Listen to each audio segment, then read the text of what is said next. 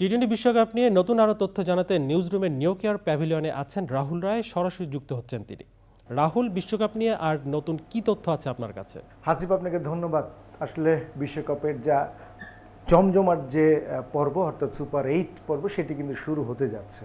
এরই মধ্যে সুপার 8-এর 7টি দল নিশ্চিত হয়ে গেছে, শুধু অপেক্ষা আমাদের বাংলাদেশের।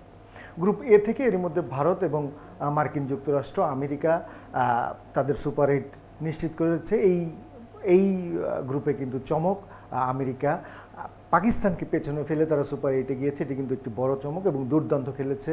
প্রথমবারের মতো টি-20 ওয়ার্ল্ড কাপ আয়োজন করে আমেরিকা সুপার 8-এ চলে গিয়েছে। গ্রুপ বিতে যেটি এক্সপেক্টেড ছিল, অস্ট্রেলিয়া এবং ইংল্যান্ড তারা সুপার 8 নিশ্চিত করেছে, কিন্তু এখানে কিন্তু প্রতিযোগিতা হয়েছে। ইংল্যান্ড গত রাতের ম্যাচে নামিবিয়ার সঙ্গে জেতার পরে তাদেরকে তাকিয়ে থাকতে হয়েছে অস্ট্রেলিয়া এবং স্কটল্যান্ডের ম্যাচের দিকে। বলা যায় যে ইংল্যান্ডের যে চিরপ্রতিদ্বন্দ্বী অস্ট্রেলিয়ার জয়ের উপর ভর করেই কিন্তু তারা এই সুপার 8 নিশ্চিত করেছে। গ্রুপ সিতে নিউজিল্যান্ডকে পেছনে ফেলে আফগানিস্তান চলে এসেছে সুপার 8-এ। আর অন্যতম এই টুর্নামেন্টের অন্যতম ফেভারিট, যারা এর আগে দুবার চ্যাম্পিয়ন হচ্ছে ওয়েস্ট ইন্ডিজ, তারাও কিন্তু সুপার 8 নিশ্চিত করেছে। এখন গ্রুপ ডিতে যে নাম্বার 1 হয়েছে সাউথ আফ্রিকা, আমরা দেখেছি যে শুধুমাত্র শ্রীলঙ্কার বিপক্ষে তারা সহজ জয় পেয়েছে।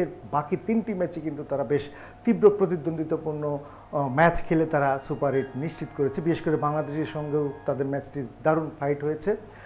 আর যে একটি দল, সেটি আমাদের বাংলাদেশ। আগামীকাল ভোর অর্থাৎ ঈদের দিন নেপালের বিপক্ষে বাংলাদেশ মাঠে নামবে।